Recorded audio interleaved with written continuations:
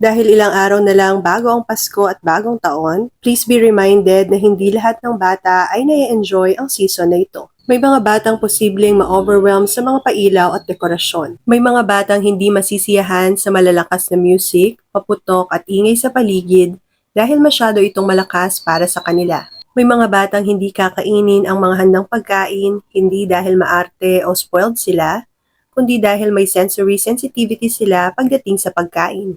May mga batang hindi magpapasalamat kapag binigyan mo ng pera o regalo, hindi dahil hindi sila natutuwa sa natanggap nila, kundi dahil wala pa silang kakayahang gawin iyon. At may mga batang hindi magmamano o maghahag, hindi dahil hindi sila masayang makita ka, kundi dahil hindi sila komportable dulot ng sensory issues na nararanasan nila.